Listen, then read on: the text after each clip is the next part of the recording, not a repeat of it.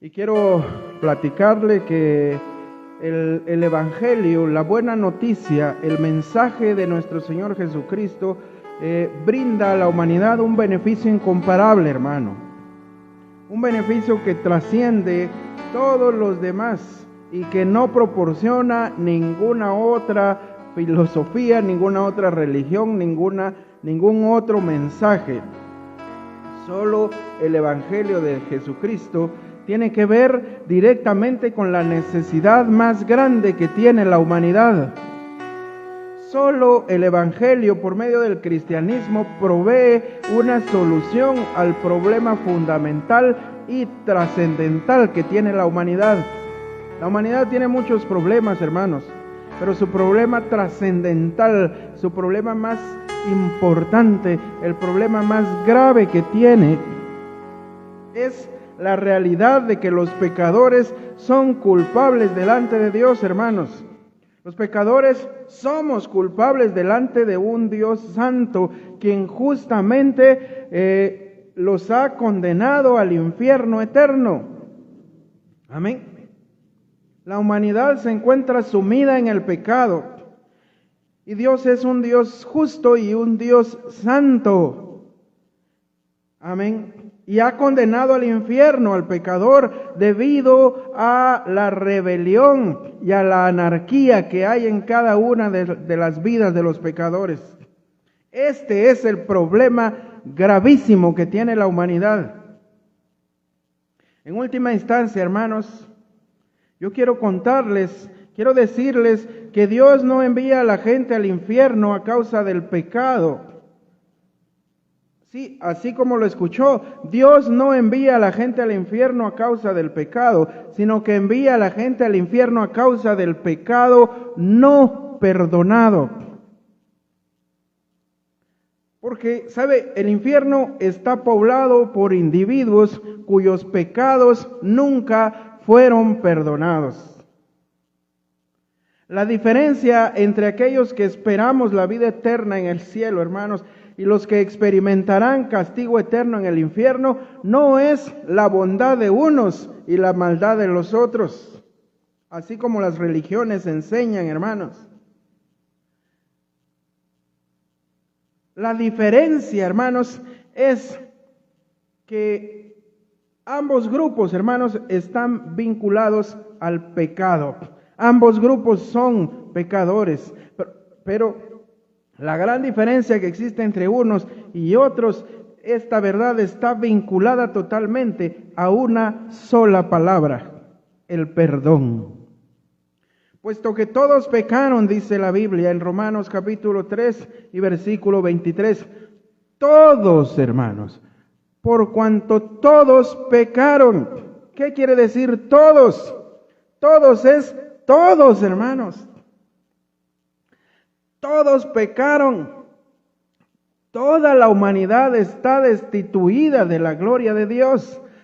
Todos, hermano. Cuando usted se pregunte, ¿y qué pasará con los mayas, con los incas, con los aztecas, culturas prehispánicas que no conocieron de Jesucristo? ¿Qué habrá pasado con ellos? Hermanos, la Biblia dice, todos pecaron. Todos están destituidos de la gloria de Dios. El único ser humano que pasó por esta tierra sin haber pecado se llama Jesucristo. Pero hermanos, puesto que todos pecaron, ambos grupos, ambos destinos, tanto el tormento eterno como la entrada a la patria celestial, ambos destinos, hermanos, están poblados por personas pecadoras en esta vida, hermanos. Solo que hay una gran diferencia. Aquellos que están en el cielo gozando de la presencia del Señor, aunque fueron pecadores en esta tierra, se les ha concedido el perdón divino y la acompañante justicia atribuida, que es apropiada, hermanos, por la gracia a través de nuestro Señor Jesucristo. En pocas palabras, hermanos, la mayor necesidad de todo individuo es el perdón del pecado. Como le vuelvo a repetir, el cielo, hermanos, la patria celestial está poblada por gente pecadora, pero gente pecadora que ha sido perdonada. Mientras que el lugar del tormento eterno está poblado por gente pecadora que jamás quiso ese perdón que Jesucristo da gratuitamente. Jamás quiso recibir a Jesucristo como su Salvador. Esa es la diferencia. Pero ambos lugares están poblados de gente pecadora. La gran diferencia se llama perdón. El mayor beneficio, hermanos, que el Evangelio de nuestro Señor Jesucristo nos da es el ofrecimiento de un perdón divino, una justificación gratuita, una justificación por medio de la sola fe, entregada al pecador por gracia, entregada al pecador como un regalo que éste no merece, pero le está siendo entregado. Y como el apóstol Pablo le dijo a los romanos, que somos justificados gratuitamente. Y por algo que es gratis no se paga nada, hermanos. Como las religiones quieren enseñar que por medio de las obras, por medio de los sacrificios, hermanos, por medio de cumplir los ritos de cada religión. Hace un par de días estuve hablando con una persona de una religión que se llaman los santos de los últimos días, y él me decía que si yo no he practicado el bautismo regenerativo, decía, y si no he practicado los sacramentos de esa religión, no, yo no puedo decir que soy salvo. Tengo que ser bautizado en agua con el bautismo de esa religión para poder ser salvo. Y seguir los pasos que ahí enseñan para poder ser salvo. Cuando la Escritura dice, hermanos, que nosotros tenemos la salvación en Cristo Jesús por la gracia. Cuando la Escritura dice, sí lo dice, hermanos, la paga del pecado es muerte, es condenación, pero el regalo, la dádiva de Dios es vida eterna en Cristo Jesús. Entonces, hermano, hermana, si yo tengo que pagar un montón, en ese pago tengo que hacerlo en ritos, en obras, en penitencias y en tantas cosas, entonces no podría decir que el regalo de Dios es vida eterna. Como dice el apóstol Pablo en la epístola a los Romanos, en el capítulo 4 y versículo 1. Si usted quiere acompañarme, si no, aquí se lo leo. Dice la palabra del Señor: ¿qué pues diremos que halló Abraham nuestro padre según la carne? Porque si Abraham fue justificado por las obras, tiene de qué gloriarse, pero no para con Dios. Porque ¿qué dice la Escritura? Creyó Abraham a Dios y le fue contado por justicia. Pero al que obra no se le cuenta el salario como gracia, sino como deuda. Mas al que no obra, sino cree en aquel que justifica al impío, su fe le es contada por justicia. Amén. Aquí Pablo está diciendo, hermanos, que el que obra no se le cuenta el salario como gracia, sino como deuda. Entonces la gente que cree, hermanos, que con sus propias obras, con sus propios rituales religiosos van a alcanzar la salvación, entonces no están recibiendo una salvación por gracia, sino que, como dice el apóstol Pablo, que no le cuenta el salario como gracia, sino como deuda. Amén. Entonces esa persona tendría, si así fuera, tendría de qué gloriarse. Amén. Y tendría de qué jactarse.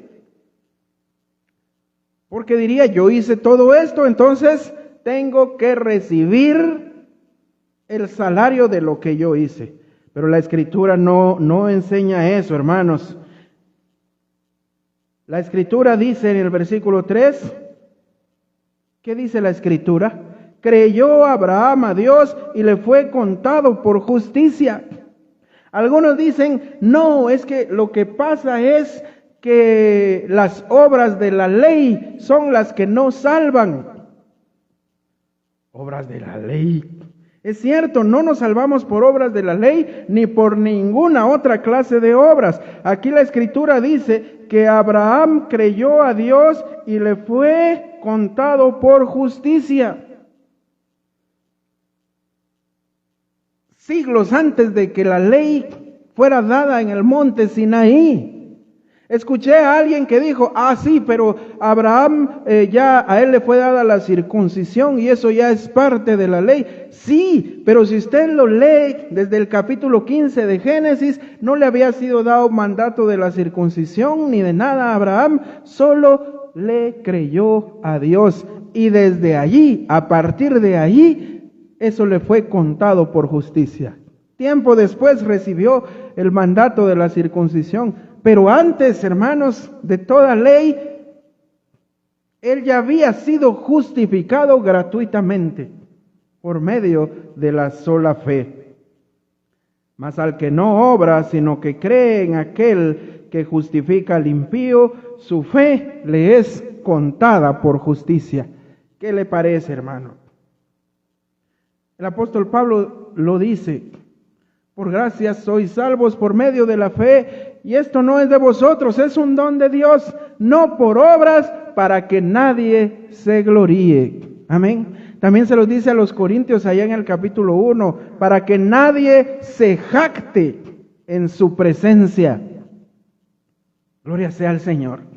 Y es en este contexto, hermanos, habiendo analizado el gran problema que tiene la humanidad encima, hermanos, que se llama pecado. Y si ese pecado no es perdonado, ese pecado llevará al ser humano al infierno. ¿Qué puede ser más importante que eso, hermanos? La semana pasada vimos que hay personas que hasta prefieren pasar una eternidad en el infierno antes que perder la posición de comodidad, la posición de poder, la posición económica que tienen en este mundo, como si fueran a ser eternos aquí, hermanos. Debemos de pensar en la eternidad, porque aunque aquí tengamos dolencias, aunque aquí tengamos vicisitudes, lo más importante, hermanos, es la eternidad, porque esta es para siempre, esta nunca se va a agotar, nunca se va a terminar. El día de ayer compartía la palabra del Señor allá con los hermanos pentecostales en la iglesia Kairos, cuando le dábamos la despedida a los restos de mi amado suegro. Y ayer compartía la palabra del Señor allá y les decía a los hermanos que ninguna condenación hay para los que estamos en Cristo Jesús. Gloria sea al Señor. Que aunque somos pecadores, si tenemos el perdón, si tenemos la gracia de haber creído en nuestro Señor Jesucristo, no hay condenación, no hay ninguna condenación. Bienvenidas, hermanos. Si somos justificados pues por la fe, estamos en paz para con Dios. Pero aquellas personas que se van de este mundo sin haber recibido a Cristo, sin haber recibido el perdón de sus pecados, esas personas sí hay que llorarlas, hermanos. Por esas personas sí hay que sufrir y hay que pasar, hermanos, la vida entera lamentándose por ellas. Pero cuando alguien parte de este mundo, habiendo creído en Cristo, hermanos, aunque la separación nos duela, no nos queda más que regocijarnos. Porque nuestro ser querido que ha partido en Cristo está ausente del cuerpo, pero presente con el Señor, como dice la Escritura. Y es en este contexto, hermanos, donde yo quiero compartirle. Marcos capítulo 2 y versículo 1 dice así: entró Jesús otra vez en Capernaum, después de algunos días, y se oyó que estaba en casa. Estaba en casa, dice. Muy probablemente esta era la casa del apóstol Pedro en Capernaum, donde Jesús había establecido provisionalmente su residencia, como lo podemos leer en Mateo capítulo 4 y versículo 13. E inmediatamente se juntaron muchos, de manera que ya no cabían ni aún a la puerta, y Jesús les predicaba la palabra, hermanos. Imagínese usted el lugar, la gente se agolpaba para escuchar a Jesús. Se había oído en los alrededores sobre lo que Jesús hacía, sobre lo que Jesús hablaba, sobre lo que Jesús prometía. Y aquí dice que la gente vino a escucharlo. Y mucha gente también motivada por el morbo de ver que este hombre sanaba a los enfermos, que este hombre hacía milagros. Mucha gente también debió ser movida por eso y se agolpó ahí. Sea por el motivo que haya sido, hermanos, ahí dice que se juntaron muchos, de manera que ni cabían aún a la puerta. Y Jesús les predicaba la palabra. Estoy seguro, hermanos, que el mensaje de Jesús en ese momento es el mismo que Él nos presenta a través de toda la Escritura. Amén. Porque de tal manera amó Dios al mundo, que ha dado a su Hijo unigénito, para que todo aquel que en Él cree no se pierda, mas tenga vida eterna. El que cree en mí, aunque esté muerto, vivirá. Gloria sea al Señor. Aquel que no ha creído en el Hijo de Dios ya ha sido condenado. Ese es el mensaje del Señor. Y yo creo en mi corazón que ese era el mensaje. Aquí no lo dice, pero seguramente ese era el mensaje que el Señor les predicaba. Porque dice, les predicaba la palabra. Gloria sea al Señor. La palabra, las buenas nuevas del Evangelio, de que el hombre está perdido en sus delitos y pecados, hermanos, que la paga del pecado es muerte, pero el regalo de Dios es vida eterna para todo aquel que cree. Dice el versículo 3, entonces vinieron a él unos trayendo un paralítico que era cargado por 4. Un paralítico, hermanos, puesto que se hallaba tendido en una cama, en una camilla, hermanos. Seguramente su parálisis debe haber sido severa. Es probable que este hombre haya sido cuadraplégico. La cuadraplegia, hermanos, quiere decir inmovilizado del cuello para abajo. Amén. Y muchas veces este tipo de padecimiento se da, hermanos, a causa de algún golpe, fuerte, hermanos, de algún trauma fuerte en la columna o tal vez en el cuello.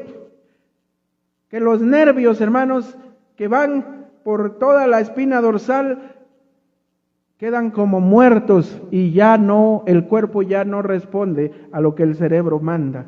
Por tal razón la gente ya ni se puede mover, hermanos. La gente que está en esa situación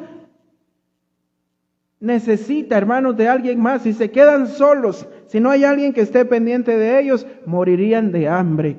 Morirían hasta de un ahogo, hermanos. Usted cuando se ahoga con algo, inmediatamente se voltea o se para y ya puede respirar. Pero alguien que no puede hacer eso, hermanos, si se defeca, ahí se tiene que quedar si nadie lo limpia. Tiene que ser asistido para todas esas cosas. Por eso es que yo creo que este hombre era cuadraplégico, porque lo llevaron con todo y su cama, hermanos. Mire, hay algunos aspectos que vale la pena mencionar. Ya le mencioné algo sobre este hombre, pero algunos aspectos sobre los 4 que llevaron a aquel paralítico hasta el Señor. Vea, no se menciona en la Escritura más nada sobre estos hombres. Solo se sabe que ellos creían que Jesús era el Mesías. Debieron haber sabido, hermanos, que había una esperanza de sanidad para su amigo. Alguien debió platicarles, hermanos, alguien debió contarles sobre las cosas que Jesús había hecho. No lo sé, hermanos. Tal vez alguien que estuvo presente cuando el Señor transformó el agua en vino. No lo sé, hermanos. Tal vez alguien que estuvo presente el día en que dice la Biblia que le trajeron ciegos, le trajeron paralíticos, le trajeron todo tipo de personas que tenía todo tipo de padecimiento y el Señor les sanaba. No lo sé, tal vez alguien vio eso, o tal vez alguien que experimentó en carne propia un milagro les había platicado, o tal vez se lo contó a algún pariente de uno de los cuatro, no lo sé. El caso es de que lo que sí podemos asegurar es que por lo menos uno de ellos ya se había enterado de lo que Jesús estaba haciendo y de que Jesús era el Mesías y de que Jesús vino a liberar a los cautivos y que vino a dar vista a los ciegos, hermanos, gloria sea al Señor, que Jesús vino a deshacer las obras del diablo, que vino a perdonar pecados, gloria sea al Señor, hermanos. Debieron haber sabido esto y por eso con una esperanza de sanidad para su amigo, ellos se atrevieron a llevarlo. No lo pensaron dos veces, hermanos, y pese a la dificultad de movilizar a una persona enferma que no se puede mover, ellos armaron una camilla improvisada, hermanos, y estaban determinados a llevarlo ante el maestro. Estaban determinados, hermanos. Le decía hace algunos días a mi hijo, cuando un hombre está determinado, está seguro de lo que quiere, hasta el mundo entero se aparta para que él pase. No es literal, pero lo que quiere decir este proverbio latino es que cuando un hombre está seguro de a dónde quiere llegar, no le va a importar los obstáculos que tenga que pasar, hermano. Y así estaban estos hombres, determinados a llevar a su amigo enfermo hasta la presencia de aquel que le podía sanar. Le repito, no lo pensaron dos veces. ¿Sabe usted cuál es la dificultad para movilizar a una persona adulta, hermanos? ¿Sabe lo que cuesta? Ya con niños de 8, 9, 10 años, ya cuesta, hermanos, moverlos, llevarlos cargados de un lugar a otro. Con jovencitos de 14, 15, 18 años, ya son más pesaditos. Ahora no digamos una persona adulta. Por eso tuvieron que ser 4 los que lo llevaron. ¿Y sabe usted lo que cuesta manipular a una persona para llevarla así? Lo que cuesta moverla, pero eso no los detuvo, hermanos. De acuerdo con Lucas capítulo 5 y versículo 18, ahí nos dice que los 4 amigos hicieron un esfuerzo fallido por entrar a la puerta. Vamos allá, por favor. Lucas capítulo 5 y versículo 18 dice así: y sucedió que unos hombres que traían en un lecho a un hombre que estaba paralítico, procuraban llevarle adentro y ponerle delante de él, pero no hallando cómo hacerlo a causa de la multitud. O sea que ellos trataron por la puerta de una manera normal de introducir a su amigo, pero no pudieron. Un intento fallido, hermanos. Gloria sea al Señor. Marcos 2:4. Y como no podían acercarse a él a causa de la multitud, mire, hermano, como no podían acercarse a él a causa de la multitud, la imposibilidad de poder entrar a su amigo por la puerta los impulsó a no dejar ir la gran oportunidad de que su amigo recibiera sanidad. Sea como sea, dijeron. Idearon la forma, no se rindieron, aunque vieron que por la manera fácil, por la manera normal era difícil o era imposible, ellos idearon una forma. Pero lo que sí pensaron fue: de aquí no te vas hoy sin haber visto al Señor. Gloria sea al Señor. De aquí no te vas sin que lo veamos. Y por eso idearon otra forma. Dice, descubrieron el techo de donde estaba y haciendo una abertura bajaron el lecho en que yacía el paralítico. Los amigos del paralítico, hermanos, lo llevaron hasta la parte de arriba,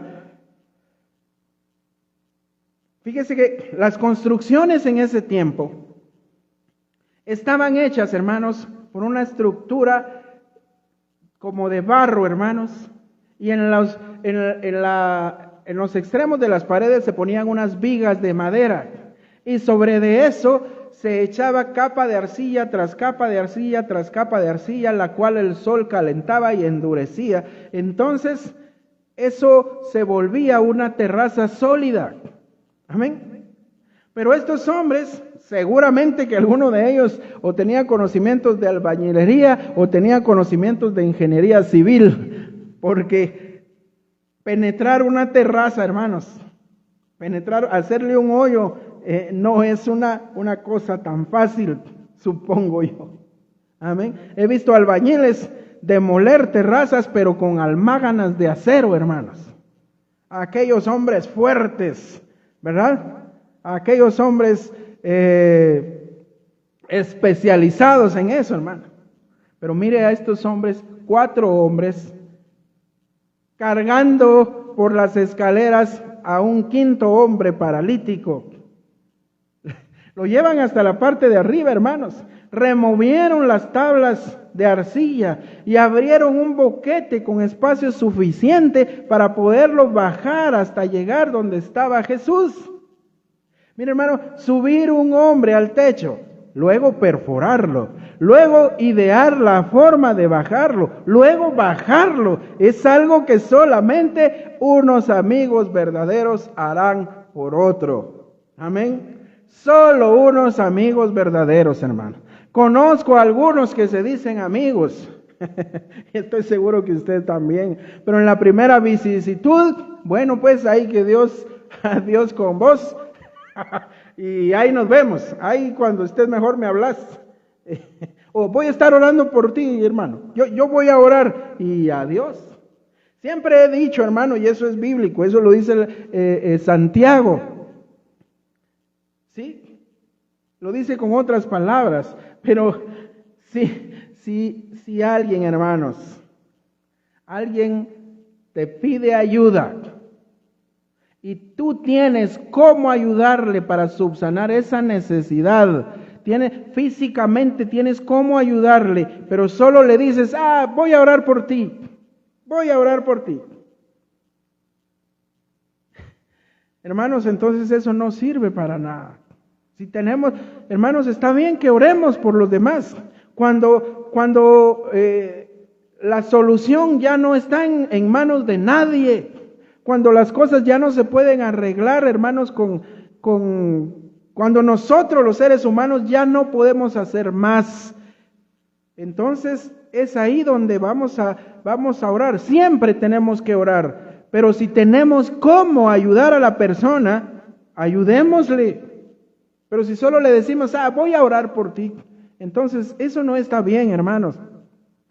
Está bien orar siempre, pero si tenemos cómo ayudarle, cómo sacarle del aprieto, entonces, si en nuestras manos está, entonces hagámoslo. Entremos en acción. Como decía mi queridísimo suegro, don Abel, a Dios rogando y con el mazo dando.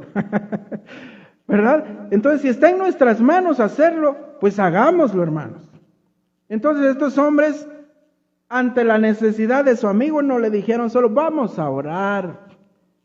Como decimos en Guatemala, ¿verdad? Vamos a orar usted. No, ellos entraron en acción, hermanos. Les repito, subir un hombre al techo, luego perforar ese techo, luego idear la forma para bajarlo, luego bajarlo. Hermano, eso no es algo que va a hacer cualquiera. Solo lo harán amigos verdaderos. Gloria sea al Señor por esas personas que son amigos verdaderos y que Dios nos ayude a nosotros a ser verdaderos amigos, hermanos. Cuando uno lee esto, hermanos, parece sencillo, pero no lo es. Mire, no lo es. Subir a un hombre por una escalera, perforar, hermanos, comenzar a picar. Ay, esto sí está cansado. Yo digo que mejor aquí dejémoslo. Otro diría, ay, ¿qué va a decir el dueño de la casa? No, yo no me quiero meter en problemas usted. como suelen decir muchos. Ay, no, mejor yo digo que mejor no, usted está muy, muy duro eso y además mucho solo usted, como decimos en Guatemala. Pero no, hermanos, parece fácil, leerlo es sencillo, pero tratando uno de ponerse ahí, de pensar como pensarían estos hombres, seguramente, hermanos, que esta amistad era una amistad, pero de aquellas buenas, hermanos. La estrategia fue eficaz, como le repito, alguno de ellos debió de tener conocimientos de ingeniería civil, hermanos. Porque aunque el trabajo debió haber sido muy arduo y la estrategia muy molesta, sabían que Jesús estaba enseñando en la espaciosa sala central de abajo en la casa, con personas apretujadas alrededor de él, cuando de repente comienzan a caer escombros, hermanos. Me imagino la cara del Señor, Él dando su discurso, hermanos, cuando comienzan a caer pedazos de techo.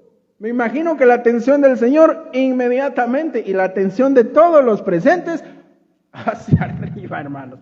¿Qué está pasando aquí? Jesús estaba enseñando en esa sala cuando caen los escombros, cuando comienzan a caer sobre la cabeza de la gente pedacitos de piedra, hermano, pedacitos de barro.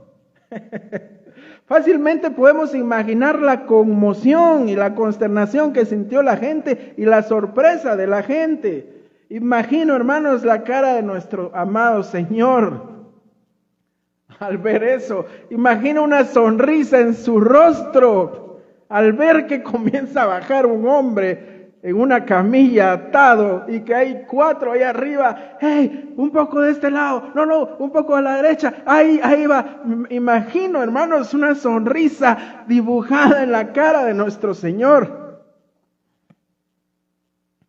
al ver eso. Con mucho cuidado lo bajaron. Con mucho cuidado bajaron el lecho en que yacía el paralítico. Según Lucas 5:19 dice que los 4 hombres habían calculado bien, porque su amigo bajó directamente frente a Jesús, hermanos. ¿Qué le parece? Seguramente tomaron medidas, hermanos. Bueno, vamos a ver, el Señor está, vamos a ver, en metros. A ver, sacate el metro, vamos a ver, está tantos pasos hacia la derecha, hacia la izquierda.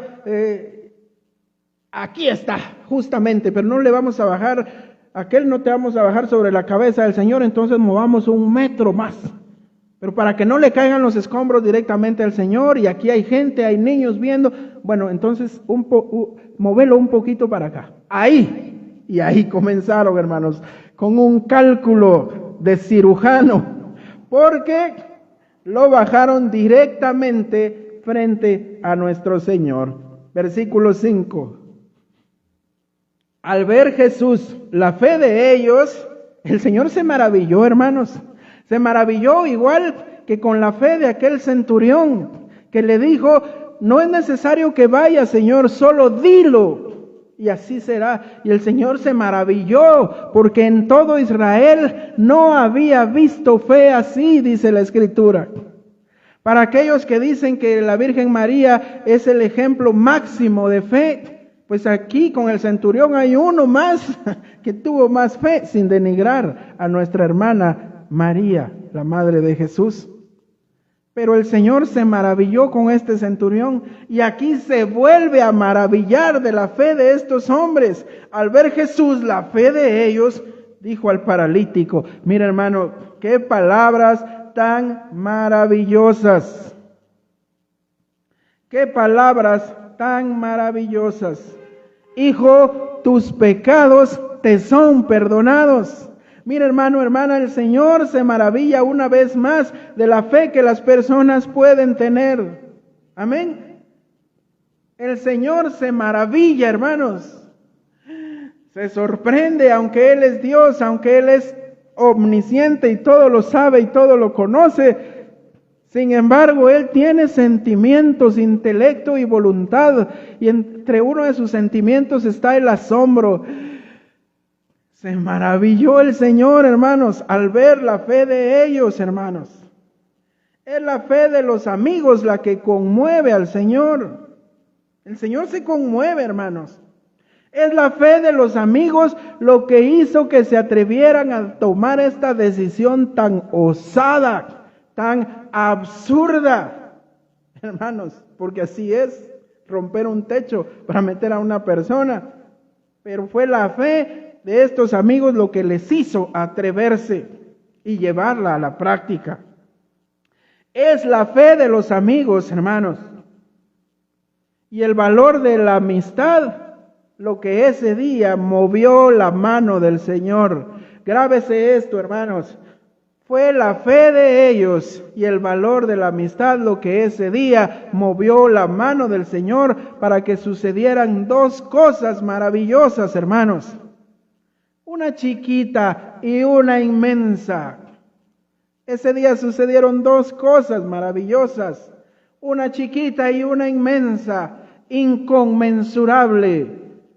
La chiquita que sucedió fue que ese hombre paralítico recibió sanidad. Eso fue lo pequeñito. Lo inmenso, lo inconmensurable, fue la salvación que ese hombre recibió. El perdón de los pecados. Gloria sea al Señor.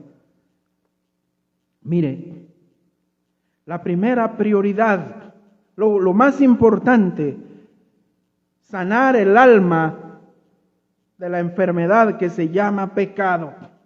La enfermedad es producto del pecado, hermanos. Amén. No quiero decirle que cuando uno se enferma va a ser a consecuencia de que uno vive en pecado o que está cometiendo pecado. No. Quiero decirle, hermano, hermana, aunque muchas enfermedades sí son a causa de eso, pero al decir que la enfermedad es producto del pecado, es que el pecado, hermanos, ha ocasionado la muerte. Recuerde, la paga del pecado es muerte. Y es por eso que la humanidad está bajo la maldición del pecado, que la humanidad enferma y muere, hermanos. El hecho de que un hombre fuera traído en una cama indica que su parálisis era severa. Las palabras de perdón de Jesús pueden indicar que la parálisis, hermanos, fuera directamente consecuencia de los propios pecados del enfermo, porque eso también sucede, hermanos. Mucha gente se busca sus propias enfermedades. Recuerdo un artista mexicano de telenovelas que terminó en una silla de ruedas con cáncer en la garganta, hablando por medio de un aparatito que tenía que oprimirse a un botón y salía una voz como de robot. Y su hijo le decía, pero papá, ¿por qué a ti? ¿Por qué a ti? Pues porque yo fumaba, le dije. Buena respuesta. ¿Por qué a ti? ¿Por qué a ti? Porque yo fumaba. Hay enfermedades que nos buscamos, hermanos. Hay otras que no son producto de que estemos cometiendo pecado, pero sí son producto de que la humanidad está bajo la maldición del pecado. Gloria sea al Señor. Tus pecados te son perdonados. Mire, aquí hay una cosa que todos ignoraron y solo Cristo sabía, hermanos. Solo Cristo le puso atención a esto. Todos los demás en la sala pudieron ver la necesidad física. Estoy seguro que ese sería el caso de ustedes y el mío. Al ver a un hombre que es bajado en una camilla, inmóvil, inerte, hermanos, lo que nosotros inmediatamente atendemos, lo que vemos, lo que nos causa, lo que nos llama la atención es la situación de salud de esa persona. ¿Verdad? Ay, pobre, dice uno. Ay, pobrecito, ni se puede mover. Ay, Dios. Pero aunque todos se hayan fijado en eso, solo Jesús percibió que había un problema más profundo, 1000 veces más profundo y más grave que la enfermedad de ese hombre. Un problema más importante, la necesidad de perdón de pecados que tenía el paralítico. Era obvio, hermanos, que él necesitaba y deseaba y añoraba restauración física. Jesús lo sabía. Jesús sabía que este hombre ansiaba eso, hermanos. Amén. Lo sabía. pero Jesús le da prioridad, Él siempre le da prioridad a los asuntos más graves, hermanos. Por eso es que, mire hermano, hermana, a veces nosotros nos ponemos con caprichos, cual si fuéramos niñitas pequeñas o niños pequeños delante del Señor, cuando nosotros le pedimos algo y le decimos: Señor, mira mi dolor, mira mi sufrimiento, mira que acaso no soy tu hijo, Señor. Y le pongo este ejemplo porque yo he orado así. Pero viendo la palabra del Señor, hermanos, sabemos que el Señor, aunque ve la necesidad que tenemos, aunque ve que la necesidad que tenemos es importante, Él sabe que hay otra cosa más importante a la que Él atenderá primero. Hay otra cosa más importante que Él debe tratar en nuestra vida. Amén. Así como con este hombre, hermanos, aunque a la vista de todos lo más importante era su sanidad física, el Señor sabía que era necesario atender un asunto todavía más importante y todavía más grave que el padecimiento que este hombre tenía. Así es pues, hermanos y hermanas, que no desesperemos cuando tenemos una necesidad y vemos que el Señor, a nuestra manera de pensar, vemos que es como si el Señor no se ocupara de nuestra necesidad, de nuestra dolencia, de nuestra situación, de nuestra enfermedad. No lo sé, hermano. Y vemos que el Señor no se ocupa de eso, es porque Él está atendiendo aspectos de nuestra vida que a la vista de Él tienen más prioridad. Amén. Pero no se preocupe, hermano, hermana, que el Señor tiene cuidado de sus hijos y tiene cuidado de todo, tiene cuidado del que cree en Él. Cuando el Señor ve la fe, hermanos, Él se maravilla y a Él le encanta. Él dijo que le pidieran. Amén. Si vosotros permaneciereis en mí y mis palabras permanecen en vosotros, pidan todo lo que quieran y les será hecho. Y no lo dijo una vez, lo dijo varias. Pedid y se os dará. Tocad y se os abrirá. Buscad y hallaréis. Todo lo que pidiereis al Padre en mi nombre. Miren, Él lo dijo. Él dijo que nos sería hecho todo lo que pidamos al Padre en el nombre de Jesús. Dicho sea de paso, esto nos deja claro que las oraciones, las peticiones, los ruegos, las súplicas, las plegarias, debemos dirigirlas al Padre en el nombre de Jesús. No a ningún otro, hermanos, no a un ángel, no a un santo, no a un difunto, a nadie. Debemos orar al Padre en el nombre de Jesús. Amén. Jesús ansiaba, hermanos. Jesús ansiaba que este hombre recibiera el perdón de los pecados primero, antes que sanarle físicamente. Por eso es que se centra primero en eso. Amén. Esa es la prioridad del Señor. Dice, al ver Jesús la fe de ellos, mire, lo primero dijo al paralítico: hijo, tus pecados te son perdonados. Amén. Gloria sea al Señor, hermanos. Y dice, y aconteció luego, en el versículo 8, y aconteció luego Jesús en su espíritu, dice, y conociendo luego Jesús en su espíritu que cavilaban de esta manera dentro de sí mismo, dijo: ¿por qué caviláis en vuestros corazones? Porque miren, el versículo 7 dice que, en el versículo 6 dice que estaban allí sentados algunos de los escribas, los cuales cavilaban en sus corazones, en su mente. Ellos pensaron: ¿por qué habla este así? Blasfemias dice. ¿Quién puede perdonar pecados sino solo Dios? Y eso es cierto, hermanos. ¿Quién puede perdonar pecados sino solo Dios? Eso es cierto. Ellos conocían la ley y estaban diciendo algo que era verdad. Bueno, lo estaban pensando. Y aconteció luego Jesús en su espíritu, dice, hermanos, que conociendo Jesús en su espíritu que cavilaban de esta manera dentro de sí mismos, les dijo: ¿por qué caviláis así en vuestros corazones? Mire, hermanos, siempre hay gente Siempre hay gente, hermanos, que aunque ve que otro está mal, en vez de ayudarlo como estos 4 amigos, lo que quieren, hermanos, es verlo peor, viendo que está mal y todavía quieren ponerlo peor, hermanos. No sé si usted se ha topado con gente así. Lamentablemente yo sí, hermanos. Pero vea lo que dice el versículo 9. El Señor les dice, ¿qué es más fácil decir? ¿Decir al paralítico, tus pecados te son perdonados? ¿O decirle, levántate, toma tu lecho y anda? Ante esta pregunta, hermanos, ¿qué es más fácil? ¿Qué es más fácil decir, hermanos? ¿Decir al paralítico, tus pecados te son perdonados? ¿O decirle, levántate, toma tu lecho y anda? ¿Usted no se ha preguntado qué es más fácil, hermano? Mire, para mí, ahorita lo acabo de leer, lo acabo de decir, levántate, toma tu lecho y anda. Y también, tus pecados te son perdonados. ¿Qué es más fácil? Desde mi perspectiva humana, yo sentí que las dos cosas son iguales de fáciles de decir. Amén. Pero el problema está en que hablar es fácil. Aquí el Señor les estaba diciendo, ¿quién puede hacerlo? ¿Quién puede hacerlo? ¿Quién le puede decir a este hombre, levántate, toma tu lecho y anda? ¿Quién de ustedes le puede decir, tus pecados te son perdonados?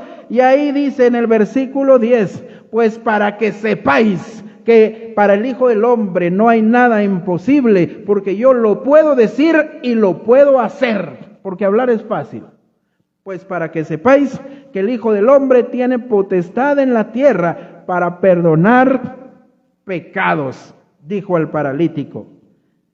Mire que ahí hay un paréntesis, hermanos.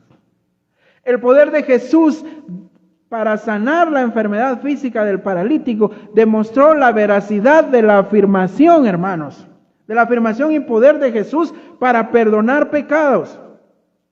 Es interesante que Marcos, el evangelista, se preocupe de dejar este detalle entre paréntesis. Dijo al paralítico, mire ahí en el versículo 10, al final dice, pues para que sepáis que el Hijo del Hombre tiene potestad en la tierra para perdonar pecados. Esto se lo dijo al paralítico. Dijo al paralítico. Le dijo al paralítico, no a los que le estaban increpando, sino al paralítico. Mijo, para que sepáis que el Hijo del Hombre tiene potestad en la tierra para perdonar pecados, a ti te digo, levántate, toma tu lecho y vete a tu casa. ¿Qué le parece, hermanos? ¿Qué le parece? Aquí el Señor, al sanar la enfermedad física, deja demostrado que ya había sucedido algo maravilloso. Sus pecados le habían sido perdonados. Gloria al Señor.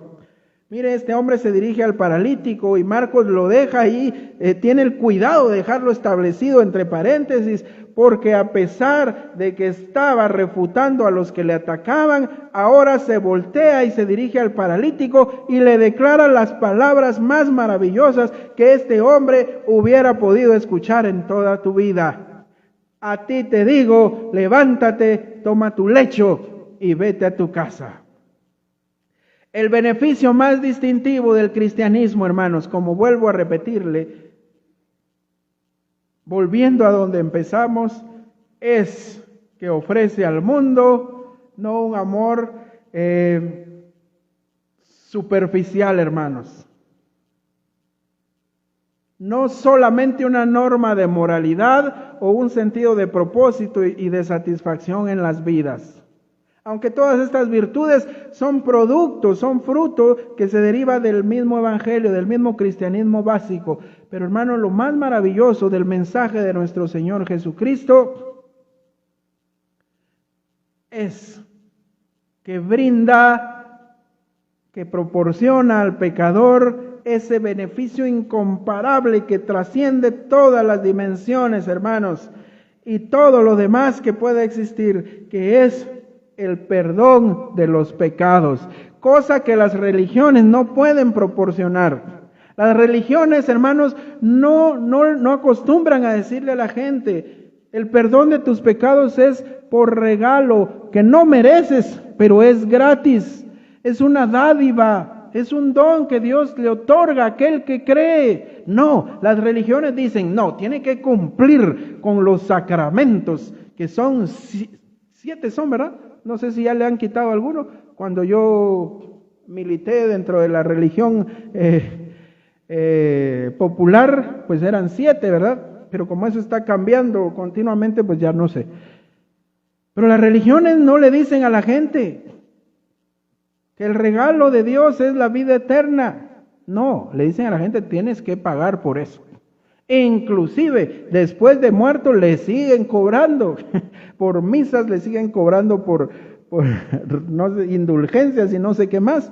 Pero, hermanos, el Evangelio de nuestro Señor Jesucristo suple la más grande necesidad de la humanidad. Solo el mensaje de nuestro Señor Jesucristo, solo su Evangelio, provee la solución al problema más grave, fundamental y trascendental de la humanidad. Es decir, solo el Evangelio de nuestro Señor Jesucristo presenta la realidad a los pecadores de que son pecadores culpables delante de Dios, delante de un Dios santo. Solo el Evangelio de Jesucristo le dice a la gente que eres culpable y vas camino al infierno, pero solo el Evangelio de Jesucristo le dice a la gente, hay vida en Jesús. Gloria sea al Señor. Justamente serás condenado al infierno, justamente. Sin embargo, el Señor te ofrece un regalo, el cual te lo da por gracia. Es un regalo que no mereces, que no hiciste nada para tenerlo. Eso quiere decir gracia.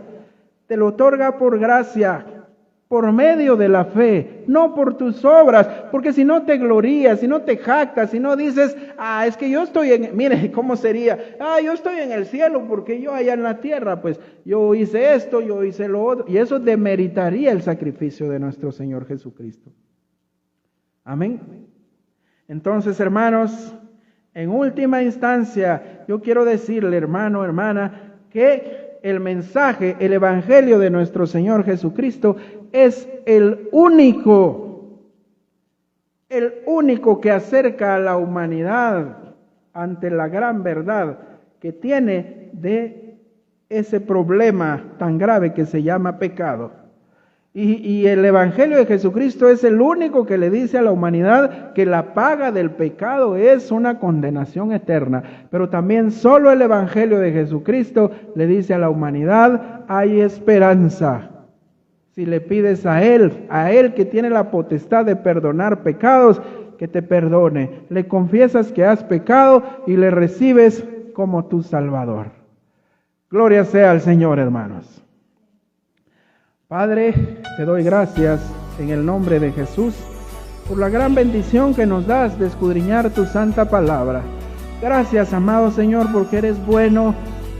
Gracias, Padre, porque aunque la paga del pecado es muerte, el regalo que tú nos das es vida eterna en Cristo Jesús. Gracias, Padre, porque tú escudriñas en nuestra vida, Señor, y porque tú le das prioridad, Padre, a las cosas más importantes antes que a las cosas físicas o superficiales. Tú tienes control de todo y sobre todo, Padre, en el nombre de Jesús. Gracias, amado Señor, por tu santa palabra. Amén. Gloria sea al Señor, hermanos. Vamos a despedir esta transmisión agradeciendo a quienes nos han hecho el favor de verla en vivo y a los hermanos y hermanas que en la mañana de hoy están presentes con nosotros. Muchas gracias por habernos acompañado. Les invitamos para el próximo domingo. Que Dios les bendiga y si el Señor no ha venido, nos vemos la próxima semana. Amén.